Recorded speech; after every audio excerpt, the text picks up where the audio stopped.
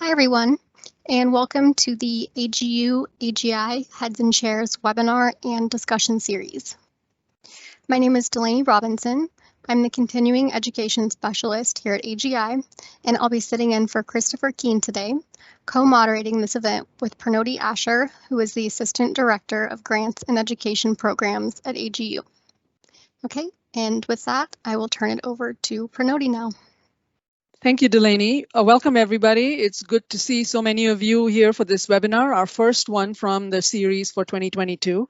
I'm especially delighted to introduce our today's panelists to have some great conversations about how we can, as a community, build anti-racist spaces within our departments and beyond. So I'm pleased to introduce our two panelists, Asmeret Berhe, who is a professor of soil biochemistry and an interim associate dean of the Graduate Division at the University of California Merced, and Bala Chaudhary, who is an assistant professor of environmental sciences at Dartmouth College. So with that, please take it away. Hi, everybody. Thanks for coming. Thank you also, Pranoti, for the really nice introduction. So today we're going to give a short presentation, but then try to just mainly have a conversation with some Q&A today, focusing on what we can do as scientists, as leaders, to work towards anti-racism in our labs and in our department spaces. I think it's become really clear that in recent months and years that there's a need for actionable steps around anti-racism that really PIs can undertake to foster a more racially inclusive environment. So today we're going to talk about work that's really based on a paper that Asmeret and I wrote in 2020 that is freely available. Maybe we can put a link to the paper in the chat for folks that haven't seen it yet.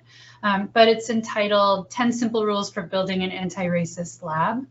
It was published in PLOS Computational Biology as part of their 10 Simple Rules series.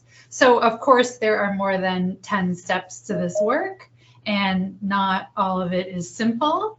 But the idea was to create a piece that could help scientists really around the world tackle this issue in a digestible format with some clear actions.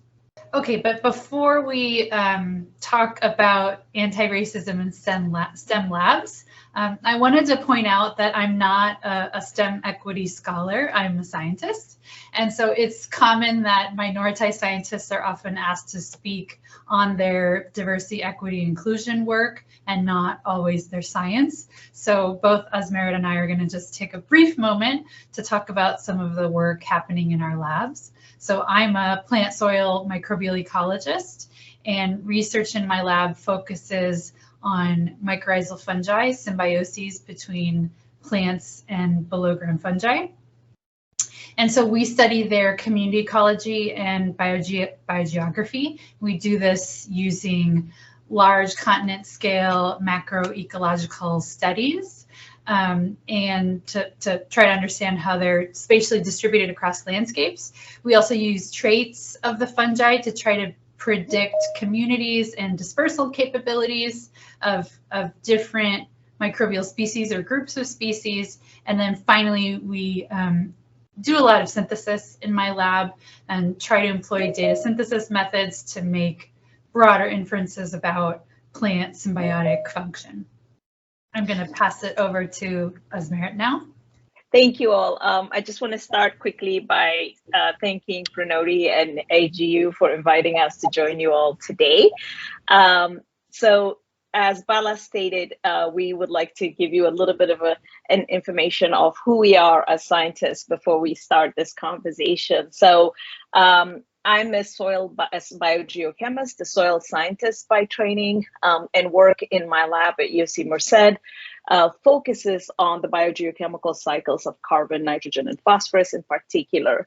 And a lot of the work that we do in my lab asks questions about what happens when there is a significant physical perturbation in the environment, something that happens because of erosion, fire, or even change in climate that include changes in either atmospheric temperature or even amount, timing, and patterns of precipitation. What kind of important implications does this have for the rate at which organic matter cycles through the soil system, the overall role that the soil system plays in regulating the Earth's climate, but also questions around transport of soil and associated organic matter across the terrestrial ecosystem, as well as transfer from terrestrial to aquatic systems. A lot of the work that we do asks questions about how organic matter is stabilized, or why actually carbon persists in soil for long periods of time. And those questions revolve around the interactions of reduced organic compounds with reactive minerals in soil, and many of those reactive minerals tend to be nano-sized. And so we investigate interaction of organic matter with natural nanoparticulate mineral particles in soil. And every once in a while, we're able to also zoom out and get a broader perspective of the dynamic two-way relationship between human communities and the soil system that supports life on Earth, in particular using a political ecology kind of perspective. Especially to ask questions about, for example, the kind of role that soil plays in human and even national security type of considerations. But in everything that we do in the work, though, including how we recruit people, as well as how we set up and investigate the questions that we select for our research, in our group, we make conscious efforts to make sure that all the work that we do and everything that we are is grounded in principles of justice, equity, and inclusion of everyone.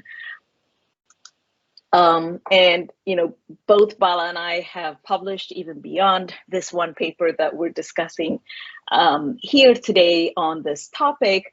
And one of the things that I just wanted to highlight in showing you here is the fact that, especially over the last couple of years, we've seen increasing number of efforts to address issues of exclusion and isolation of scholars from minoritized backgrounds in STEM, broadly speaking, but even especially also in the geosciences.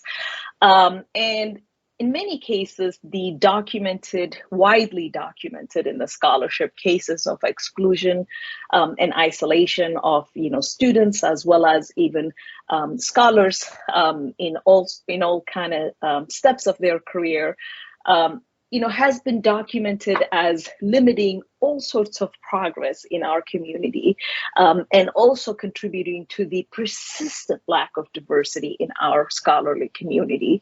In a recent paper that our group from the Advanced Geo Project, which is in partnership with AGU, I should mention, published a paper in Nature Geosciences, for example, where we try to reframe this conversation around lack of diversity from something where we're always talking about a leaky pipeline of women and members of minoritized communities just disappearing from the pipeline, basically speaking, passively leaving the system without any explanation. We wanted to reframe that to ask questions about why, though, are they leaving? Why are there these persistent leaks from the pipeline? And one of the important messages of that effort, I invite you all to read that paper, hopefully, if you get a chance. But one of the things that we really wanted to highlight here was the fact that there are significant obstacles around these career and educational trajectories that we all have to go through in grad school and beyond. There are significant obstacles for people who are not members of the majority. So minoritized scholars have to jump through multiple hoops to actually be able to stay or even succeed in our academic institutions and systems right now. And once we recognize that truth, though, then that gets us to ask questions about who's responsible to address it. And what makes this conversation really relevant for today is that these hostile obstacle courses demand that all of us with power, including the heads and chairs, right, that we're hopefully talking to today a lot, have a responsibility to remove these barriers from people's paths, so that we can achieve equity. And as we engage in this conversation, though, I want to be mindful of the fact that people are starting from very different places. Some folks are very familiar with the scholarship or even in practice on what it means to engage in discussions around anti-racism in society or STEM specifically, but others are novices to this conversation. And that's okay, right? We want everybody to be able to engage in this conversation because this is about social justice. But as we start this conversation, though, we wanted to take a moment to highlight a few of the mistakes that beginners in this conversation tend to make and how those can actually be harmful. So here I just list a few of them as a way of avoiding some of these harmful mistakes if we are to engage in this conversation. One thing that we can do is recognize that equity and inclusion and efforts to try improve diversity and representation in STEM is about social justice. It's a moral issue. I think it's important that we do not objectify or even try to reframe arguments around what economic value, instrumental value we gain by improving diversity. It's not about what the system gains, necessarily speaking. It's because it's the right thing to do. Everybody has a right to education and participate in this, in our scholarly endeavors. We also want to avoid confusing race with a biological entity or a biological concept, and need to recognize it for the socially constructed concept that it is. It's helpful when we can avoid arguments that sound like science is so unbiased that scientists cannot possibly have any biases. We all know that's not true. Science is a very political endeavor. It's not unbiased. It also depends a lot on who's doing it and all sorts of other baggage that comes with that. And so it's really helpful if we don't engage in these kinds of discussions, right? And it's also important to remember that just because we're talking about race today doesn't mean we're trying to ignore other issues, right? But it is not helpful to hijack discussions about race with other anecdotes. Bala and I would be the first ones to admit that engaging in an intersectionality framework is extremely important in this conversation. But it should not mean that every time somebody starts talking about race, then we have to try to reframe it as discussion about gender or class or any other any other axis of diversity. I think I'll stop with that and Bala will take over. Yeah, we just wanted to mention another kind of common pitfall, and that's taking a quote unquote not racist approach as opposed to an anti-racist approach. So anti-racism encourages beliefs, actions, policies that promote the idea that people of different races and ethnicities are equal. And so this really goes beyond being kind to everybody, treating people in your lab or your department fairly, or taking a colorblind approach. It really goes one step further and taking on that responsibility to improve that hostile obstacle course with real actions and changing systems. So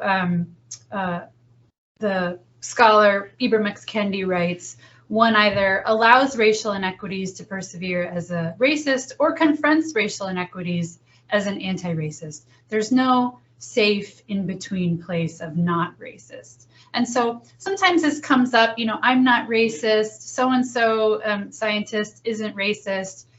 I don't see the big deal. And I think that that's the issue that we want to get beyond. It's not enough. We have to be anti-racist. We have to be actively changing and seeking out the disparities that lead to racial biases and inequity in the field. So we're not going to go through all of the rules just so we have some more time for conversation, but we wanted to highlight 4 of some of the more I guess, salient rules today. So the first rule is really to talk about it. And we focus on the lab and having these conversations in labs kind of intentionally. So we know that racism is pervasive across much larger organizational scales, from institutions, scientific societies, etc. But the lab is really our scientific home, and it's the smallest unit of organization within our departments.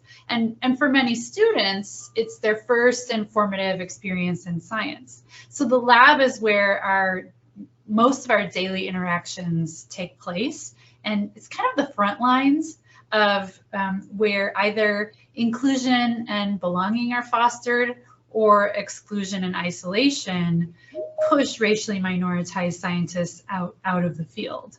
And so really, we want to take care of our own house before we move on and fix structures. And so really the first step in the lab is to talk about it. So lab PIs are really responsible. Leaders are responsible for setting the agendas and the culture. We all set the agenda and culture of our organizations every day, whether it's intentional or not. And so talking about race and racism, creating discussions that can be structured around journal club readings of peer-reviewed literature on equity in STEM, inviting DEI-related speakers, brainstorming sessions to come up with anti-racist policies in groups.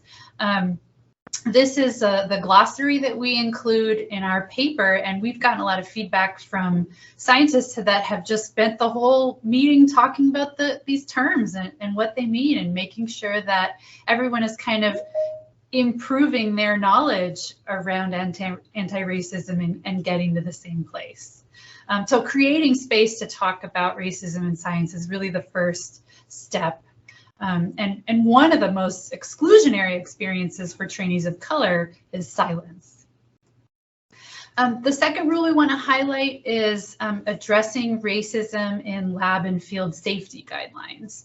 It's probably the most urgent, because racist violence, we know, threatens the safety of many lab members or people in the department that are particularly targeted and might be harassed by campus security or other folks that think they don't belong in a location. And this can be really dangerous, particularly for Black and Brown students and staff who need to access science spaces like labs or greenhouses after hours. And it's really our responsibility as leaders to provide safety nets, additional supports for racially minoritized people to ensure their safety in science spaces.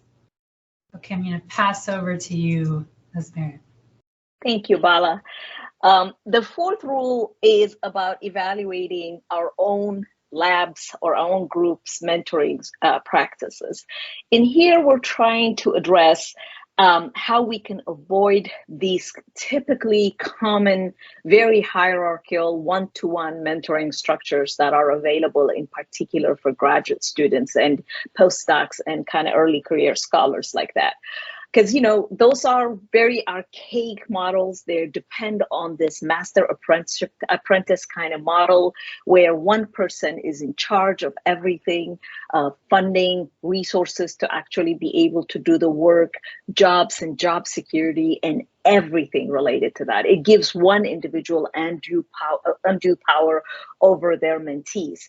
And that, as we all know, I think at this point we've seen enough evidence, comes with many, many important implications for progress of mentees.